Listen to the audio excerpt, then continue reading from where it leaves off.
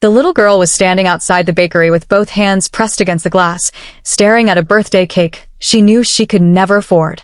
She was wearing a pink sweater that had been washed so many times the color had almost disappeared, and beside her stood her exhausted mother, counting a handful of coins in her trembling palm. Then the woman stepped toward the bakery counter and quietly asked the question that would change all three of their lives. "Do you have an expired cake for my daughter?" She had no idea that a millionaire sitting alone in the corner had heard every word. Before we continue, if you believe that kindness can give someone a second chance when the world has given up on them, please take a moment to like this video, share it with someone who needs hope, leave a comment, and subscribe to the channel. Sometimes a small act of kindness can become the reason someone keeps going. It was a cold December afternoon in Columbus, Ohio, and the streets were covered with a thin layer of snow that reflected the yellow glow of the shop windows. Inside Bellwood Bakery, the smell of cinnamon, vanilla, and freshly baked bread filled the warm air. Customers came and went carrying expensive cakes decorated with roses, ribbons, chocolate lettering, and tiny sugar figures. At a table near the window sat a man named Nathaniel Brooks, a 47-year-old millionaire who owned several construction companies across Ohio and Pennsylvania. To most people, Nathaniel was a successful businessman who had everything. He wore a tailored charcoal coat, an expensive watch, and shoes that probably cost more than most families spent on groceries in a month. But beneath the polished appearance was a man who had become increasingly tired of his own wealth. He had money, houses, cars, investments, and people constantly asking him for something, yet he rarely felt that any of it meant anything. That afternoon, Nathaniel had come to the bakery because he needed a quiet place to think. His company had just completed a massive downtown development project, and his board wanted him to approve another expansion. Everyone around him talked about profits, contracts, percentages, and property values. But Nathaniel had spent the previous night awake, staring at the ceiling of his enormous bedroom and wondering why he felt so empty when he had everything people spent their entire lives chasing. Then he noticed the woman outside. Her name was Rebecca Hayes. She was 34 years old and had been raising her 8-year-old daughter, Sophie, alone since her husband died 2 years earlier in a highway accident. Rebecca had once worked as a receptionist at a small medical clinic, but after her husband's death, everything slowly collapsed. She had taken whatever jobs she could find, cleaning offices at night, washing dishes on weekends, and sometimes delivering groceries when someone needed help. But after Sophie developed a severe asthma condition, Rebecca had been forced to reduce her working hours so she could be available when her daughter needed her. The rent was overdue. The electricity bill sat unopened on the kitchen counter. There was almost nothing left in the refrigerator except a carton of milk, half a loaf of bread, and one bruised apple. Yet Sophie had one request that Rebecca could not bring herself to deny. It was her birthday. Sophie had not asked for a new bicycle or an expensive toy. She had not asked for a party. She had simply told her mother that she wanted a cake, even if it was small. She wanted candles. She wanted to blow them out and make a wish like the children she saw in school. Rebecca had spent the entire morning searching for spare change. She found $3 in an old purse, $2 beneath the sofa, a few quarters inside a kitchen drawer, and another dollar tucked inside a coat pocket. By afternoon, she had less than $7. That was when she walked with Sophie toward Bellwood Bakery. Sophie saw the cakes through the window and stopped immediately. Her eyes became wide. Rebecca knew what her daughter was thinking. The cakes were beautiful, but the cheapest one was more than she could afford. Still, Rebecca smiled and told Sophie they would look. They entered the bakery, and the warmth immediately wrapped around them.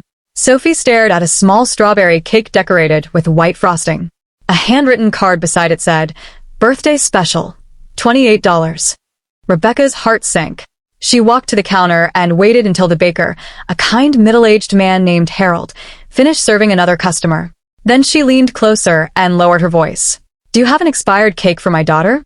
Harold looked at her for a moment. Rebecca quickly explained that she didn't mean anything unsafe. She meant an old display cake, a cake that was no longer fresh enough to sell, or anything that the bakery might otherwise throw away. She said her daughter didn't need the decorations to be perfect. She just wanted a cake with candles. Sophie stood a few feet behind her, pretending not to listen. But she heard everything. Nathaniel heard everything too. The words hit him harder than he expected. He looked at Sophie and saw her trying to smile, even though she had lowered her head. Harold's face softened. He was about to tell Rebecca that he would give her something when another customer impatiently complained about the line. Rebecca immediately stepped back, embarrassed. She thanked Harold and turned toward the door. Nathaniel stood up. He did not know why. He simply knew he could not let them walk away. He approached the counter and quietly asked Harold about the cake. Harold explained that they had several cakes that were slightly past their best display period but were still perfectly safe to eat. Nathaniel looked through the refrigerated case and saw the small strawberry cake Sophie had been staring at. He bought it, but he did not want Rebecca to know that he had bought it. Instead, he asked Harold to tell her that the bakery had decided to give it away. Harold understood immediately. Rebecca looked shocked when Harold called her back. He told her the cake had been set aside because it could no longer be sold at full price, and if she wanted it, she could take it. Rebecca stared at the cake. Then she looked at Harold. Then she looked at Sophie. Her eyes filled with tears. She thanked him repeatedly, but Harold simply smiled and said that everyone deserved a little sweetness on their birthday. Nathaniel watched from across the room. Sophie hugged the cake box as though it were a treasure. But something still bothered Nathaniel. Rebecca had asked for an expired cake because she was afraid she could not afford something better. He had spent millions of dollars without thinking twice. She had spent hours searching for $7. As Rebecca and Sophie walked toward the door, Nathaniel noticed something else. Rebecca's shoes were soaked through. One of them had a visible tear near the sole. Sophie was wearing a pair of gloves that clearly belonged to an adult. Nathaniel followed them outside. The snow had begun falling harder. Rebecca held the cake box against her chest, while Sophie walked beside her, smiling for the first time that day. Nathaniel watched them disappear down the street. He could have simply handed them money. He could have given them a check.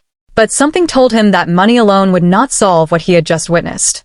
So he called his assistant, Marcus, and asked him to find out whether there was a family shelter or a community organization nearby that could help struggling parents without humiliating them. Marcus found several organizations. Nathaniel chose one. But then he asked a question he had never asked before. How many families are they helping? Marcus told him. Nathaniel was silent for several seconds. Then he said, help them help more. The following morning, Nathaniel donated enough money to keep the community center's food pantry operating for a year. He also arranged for local bakeries and grocery stores to donate unsold but safe food instead of throwing it away. But he didn't stop there. He asked Marcus to find Rebecca Hayes. When Marcus finally located her, he discovered that she was working nights cleaning an office building and sleeping only a few hours each day. Nathaniel visited the community center, where Rebecca sometimes collected groceries. He did not introduce himself as a millionaire. He simply introduced himself as someone who wanted to help.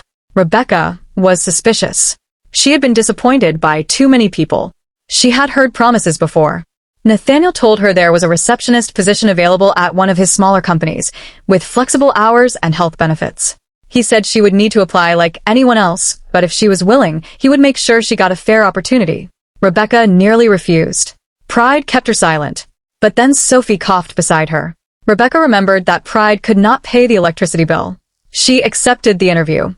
She got the job. Over the following months, her life began changing slowly. Not magically. Not overnight. She still worked hard. She still worried about bills. She still woke up frightened sometimes.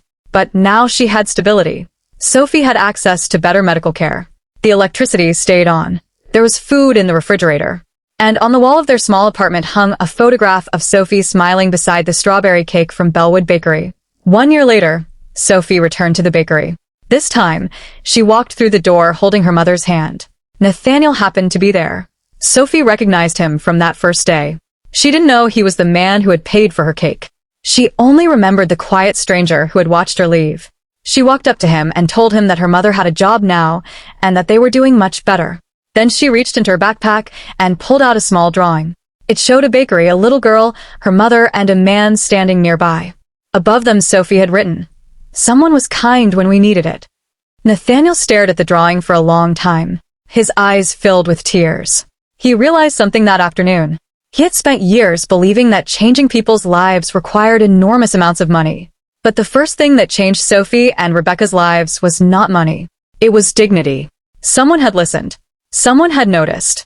Someone had refused to look away.